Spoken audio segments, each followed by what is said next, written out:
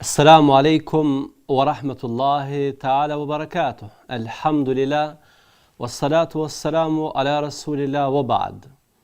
Falendrimet janë si për herë për Allahun të bareke wa ta'ala, dërsa përshëndetjet tona janë për zotrinë e njerëzimit, për Muhammedin, familjen, shokët dhe gjithë besimtarët që e pasojnë atë me dinjitet deri në amshim. Të dashur dhe të respektuar vëllezër dhe motra. Paqja dhe mëshira e Allahut qofshin me ju kudo që jeni. Ramazani, siç na mëson Kur'ani, është ditë të numëruara, të cilat vijnë dhe shkojnë. Është një lloj cikli i cili i ngjan rrugtimit ton jetësor. Sikur Ramazanin e fillojmë po kështu edhe jetën dhe e mbarojmë atë. Duke marrë shkas këtë, sot në këtë këshill që është e fundit për këtë Ramazan, kemi përzgjedhur të flasim për veprat cilat me lejen e Allahut te bareke ve teala do të na ndihmojnë edhe pas ndarjes son nga kjo botë, edhe pas kalimit në botën tjetër. Do të flasim për këshilla të cilat na i përcjell nga pejgamberi alayhi salam, sahabiu nderuar Ebu Hurajra, Allahu qoftë i kënaqur me të, i cili thot se pejgamberi alayhi salatu wasalam ka thënë: "Idha mata ibnul Adam inqata 'amaluhu illa min thalatha." Kur njeriu të vdes, idha mata al-insanu inqata 'amaluhu illa min thalatha. Kur njeriu të vdes, vepra e tij nga e cila ka përfituar ndërpritet me përjashtim në 3 raste. Illa min sadaqatin jariyah aw ilmin yuntafa'u bih aw waladin salihin yad'u lahu. Çdo vepër nga e cila ka përfituar shpërblim, sa e ka bërë atë, i ndërpritet me përjashtim të lëmoshës rrjedhëse, diturisë së dobishme, apo fëmijës së mirë i cili lutet për të. Pra, janë përveç tjerash 3 vepra nga të cilat ne edhe pas vdekjes son, edhe pas ndarjes nga kjo botë në cilën kemi punuar, vazhdojmë të përfitojmë të mira. Vazhdojmë duke qenë në varr, duke qenë në jetën e berzahut, të fitojmë shpërblime për këto vepra. Por ajo që neve na intereson, çfarë i bën të veçanta këto vepra? Përse lëmosha rrjedhëse ka këtë shpërblim? Përse dituria ka këtë rëndësi dhe këtë shpërblim? Dhe përse njeriu përfiton nga lutja e fëmijës së tij? A nuk përfiton edhe nga lutjet e të tjerëve? Këtyre me lejen e Allahut te bareke ve teala do të mundohemi që t'u gjejmë përgjigjet.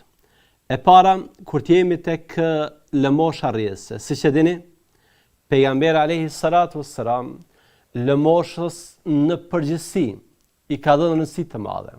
Pra, secilën lëmoshë që japim për Allahun, secilën sadaka e ka vlerësuar, ajo ka shpërblimin e vet. Por në këtë hadith, në këtë këshill, pejgamberi alayhi salatu wassalam po kërkon prej nesh që lëmoshën në kuptimin e llojit, si vepër, ta ngritim në një nivel më të lartë. Jo thjesht një lëmosh konsumuese, por një lëmosh e cila mbetet. Pra, jo diçka që mund t'i shërbej dikujt për një kohë caktuar, për shembull, t'i japësh ushqim dikujt është lëmosh. Por diçka që vazhdon çdo ditë edhe pse shfrytëzohet të mbetet. Pra, nëse nëse një ditë i ashuan urin ose etjen dikujt, është lëmosh. Por nëse ke hapur një gjeltore humanitare, ose ke caktuar që për çdo ditë të shpërndash ujë falas, atëherë ti ke bërë një vepër e cila ka shpërblim më të madh se sa të jetë thjesht një lëmosh ditore. Pra një lëmosh rrjedhse e cila vazhdon të bëj dobi, të gjeneroj sevape dhe të mira edhe pas vdekjes. Pra kërkohet prej nesh që jo thjesht bëjmë vepra të mira, por t'i bëjmë veprat më të mira.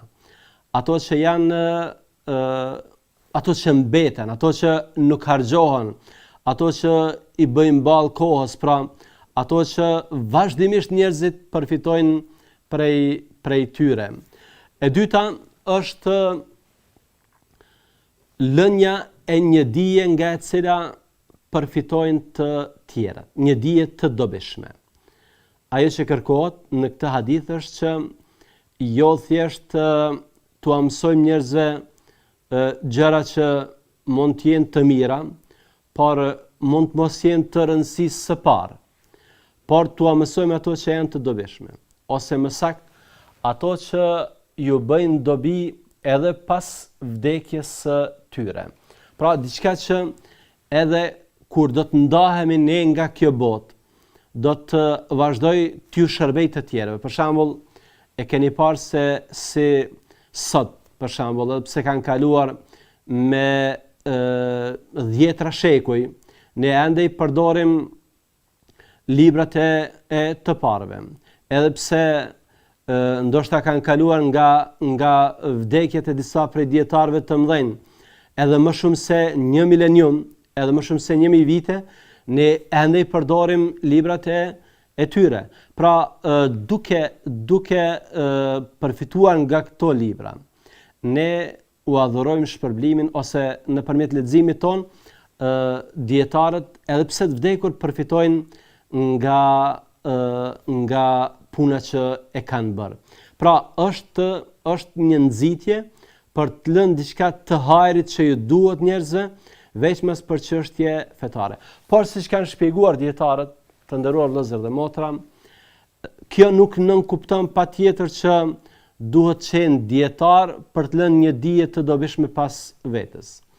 Ka mundësi që kjo vepër të realizohet edhe në forma tjera. Për shembull, që të mundsohet botimi i këtyre veprave, të këtyre dietarëve të mëdhenj, të cilët janë emra të dëshmuar në fushat e shkencave përkatëse.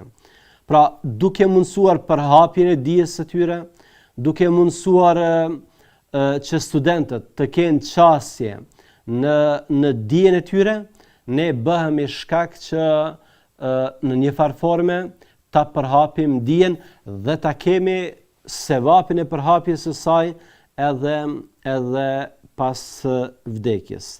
Dhe e treta, të dashur dhe të respektuar vëllezër, ka të bëjë me fëmijën e mirë. Siç e dini, çdo kush që lutet për të vdekurin, për shpirtin e tij, që Zoti ta falë, që Zoti ta mëshirojë, i vdekuri përfiton nga kjo lutje. Por lutja e fëmijës është e veçantë. Është e veçantë për shkak se në këtë hadith pejgamberi alayhisalatu wasallam po na udhëzon se ne përfitojmë nga lutja e fëmijës së mirë, nga lutja e atij që në fakt është produkti jonë. Është produkti i angazhimit ton për të edukuar. Është thirrje që ne të edukojmë fëmijët tanë. Madje edhe siç është përcjell në mësime fetare, se nëse duam të bëjmë një dhuratë fëmijës, nuk është hadith, por është mësim fetar, këshill fetar. Nëse duam t'i bëjmë mirë fëmijës, atëherë dhurata më e madhe që mund t'ja japim është edukimi, është edukata e mirë. Dhe nëse ne kemi edukuar atë, atëherë të dashur vëllezër dhe motra, ne po përfitojmë nga puna jon. Edukimi i fëmijës është detyrim. Dhe ndoshta është prej detyrimeve të rralla, kryerja e të cilit na kthehet me shpërblim. Është prej detyrimeve të rralla, kryerja e të cilit na kthehet me shpërblim. Nga se ne e kemi quar amanetin në vend, jemi kujdesur për fëmijët që kemi obligim të bëjmë këtë. Ndërsa në këmbim, Allahu te bareke ve taala na ka dhënë lutjen e fëmijëve, të cilat do të lutem për ne pas vdekjes son. Dhe siç kanë shpjeguar dietarët, këtu nuk kemi të bëjmë me gjinit të fëmijës. Pra, nuk thuhet që edukoje djalin se ai do të lutet për ty, ose edukoje vajzën se ajo do të lutet për ty. Edukoje fëmijën, pavarësisht gjinisë që ka, nga se nga edukata që jep, do të përfitosh edhe pas vdekjes sate. Fundi i kësaj ligjërate shënon edhe fundin e kësaj serie. Allahun te bareke ve taala e los që secilin adhurim, secilin ibadet, secilën punë të mirë që e kemi bërë në këtë muaj, neve dhe juve të na pranoj. Po kështu e los që Allahu edhe këto ligjërate që i kemi mbajtur, edhe këto këshilla që ua kemi prezantuar, këto fjalë të pejgamberit alayhi salatu wassalam, Allahu na i pranoj dhe t'i bëj të dobishme për ne dhe për ju, dhe të mos na privoj nga shpërblimi i tyre në botën tjetër. Allahu më lësë që ju, familjet tuaja, miqtë tuaj, të keni ditë festive për plot gëzim, dashuri, harmoni. Allahu na gëzoft me festën dhe na gëzoft me agjerimin edhe në botën tjetër. Deri në takimet tona të tjera me lejen e Zotit, Allahu na pas neve dhe juve në mbrojtjen e Tij. Assalamu alaikum wa rahmatullahi wa barakatuh.